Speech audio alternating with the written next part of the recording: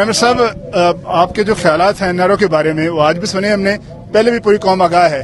آپ کی اتحادی جماعت کا ایک ڈیلیگیشن جا کے جیل میں ملا ہے شہباز شریف صاحب سے اور قومی ڈائلاگ کی بات ہوئی ہے. اس کے بدلے میں جواب میں فضل الرحمان صاحب کہہ رہے ہیں, مریم کہہ رہی ہے ہم نے آپ کو الٹا NRO نہیں دینا اور ہم نے کوئی ڈائلاگ نہیں کرنا. تو یہ کیا کہانی کیا چل رہی ہے؟ لوگوں کو بیوقوف سمجھتے ہیں, یہ سمجھتے ہیں کہ لوگ اتنے ان کو حقارت سے دیکھتے ہیں کہ لوگ تو بیوقوف ہے. پتہ چل گیا نا مینار پاکستان میں لوگ لاہوری بیوقوف تھے یا نہیں تھے کہ ان کی چوری بچانے کے لیے پبلک نے نکلنا ہے. ساری قوم جانتی ہے, 30 سال سے جانتی ہے کس طرح یہ ملک سے انہوں نے جو ظلم کیا ہے. سارے باہر دیکھتے ہیں اتنے اتنے اربوں روپے ان کے بچے رہ رہے ہیں, یعنی وہاں کوئی شہزادے بھی نہیں رہ سکتے جس طرح ان کے بچے رہ رہے ہیں. ایک رسید نہیں بتا سکتے کہ پیسہ کدھر سے آیا. تو سب جانتی ہے قوم. اس لیے مجھے تو ان سے جواب ان کا کیا دوں, لیکن میں یہ سمجھتا ہوں کہ جو بھی جس نے بھی آج تک یہ سمجھا نا کہ قوم بیوقوف ہے, اس سے زیادہ بیوقوف انسان نہیں. اچھا خان صاحب یہ بتائیے گا کہ شروع سے ہی ہم دیکھ رہے ہیں کہ آپ اکانومی پہ بہت فوکس ہیں اور آئے روز جو آپ ٹویٹس کرتے ہیں جو اشاریوں کے حوالے سے, معاشی اشاریوں کے حوالے سے, وہ بھی ہم دیکھتے ہیں. لیکن اب آگے جو ہے ہم IMF کی طرف جا رہے ہیں. سوال یہ ہے کہ کیا کوئی بجلی کی قیمتوں میں اضافے کا امکان ہے؟ کوئی آپ نے اجازت دی ہے؟ آگے IMF کے حوالے سے کیا آپ رائے رکھتے ہیں, کیا پلان ہے؟ دیکھیں ابھی یہ ڈسکس ہو رہا ہے, اس کے اوپر تو میں قوم سے بات کروں گا. جو بجلی کا ایشو ہے, بجلی کا ایشو کیا ہے؟ ہم نے کانٹریکٹس وہ سائن کیے ہیں جس میں مہنگی ہماری جو بجلی ہے وہ سارے برے صغیر میں سب سے مہنگی بجلی ہے, اور جو ہم جس قیمت پہ بیچ رہے ہیں لوگوں کو بجلی, اس میں اور جس میں بنا رہے ہیں تقریباً 3 روپے کا فرق ہے. اب اگر ہم بجلی کی قیمت نہیں بڑھاتے تو قرضے بڑھ رہے ہیں, جو سرکولر ڈیٹ جسے کہتے ہیں وہ بڑھتی جا رہی ہے. ہم ادھر پھنسے ہوئے ہیں. ہم اور بھی کافی چیزیں کر رہے ہیں, کوشش کر رہے ہیں کہ قیمتیں نہ بڑھیں اور لوگوں کے اوپر بوجھ نہ پڑے, لیکن مشکل یہ پڑی ہوئی ہے کہ ہم یہ کیسے کریں کہ کانٹریکٹ جو سائن کیے ہوئے ہیں, جو بجلی اس میں بنائی جا رہی ہے, ہم اس یعنی اگر ہم قیمت نہیں بڑھاتے تو کیا کریں؟ وہ قرضے بڑھ رہے ہیں, اور قرضے اتنے بڑھ چکے ہیں کہ وہ ایک ملک کے اوپر ایک پورا بوجھ بن گیا ہے. تو اس کے اوپر جس طرح میں نے کہا بڑی ہماری اپروچز ہیں, ہم ڈفرینٹ چیزیں کر رہے ہیں. IPPs کے ساتھ ہم نے پوری نیگوسیشنز کی ہوئی ہیں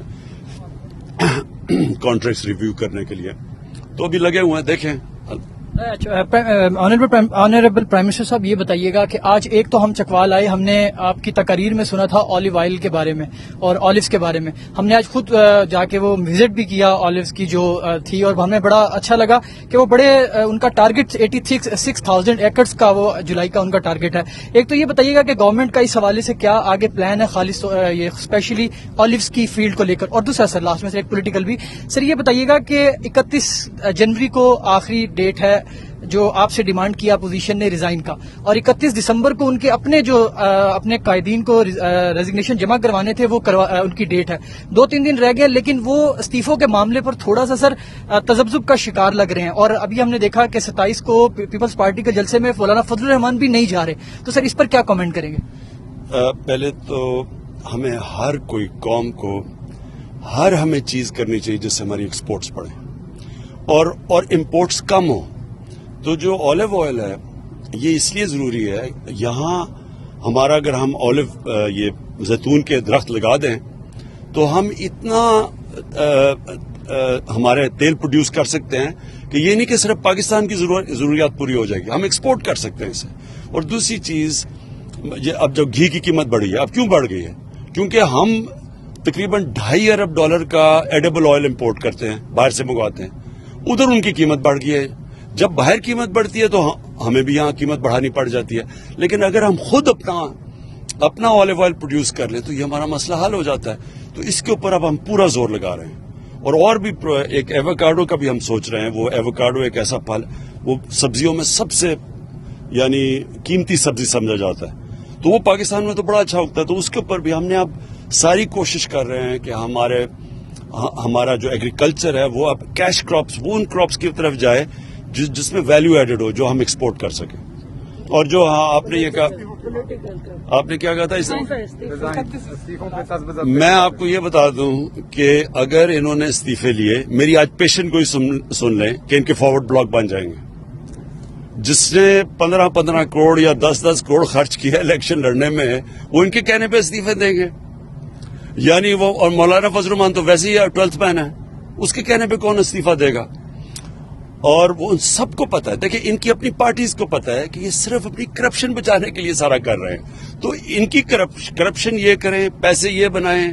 مولانا فضل الرحمان کے پاس اربوں روپے کی پراپرٹی آ جائے اور یہ نہیں پتا کہ آمدنی کدھر ہے، یعنی یہ بھی معجزہ ہے نا، کوئی جادو ہوا ہوگا، یا مولانا فضل الرحمان کوئی تو ایکسپلینیشن دے گا نا کہ اربوں روپے کی پراپرٹی اور کوئی ذریعہ معاشی نہیں ہے جس سے پیسہ بنے۔ تو جواب انہوں نے دینے ہیں اور قربانیاں دے رہے ہیں اپنے ایم این ایز اور ایم پیز کی، وہ نہیں مانیں گے۔ میں آپ کو کہہ رہا ہوں یہ جتنا زور لگائیں گے ان کی فارورڈ بلاکس بن جائیں گے۔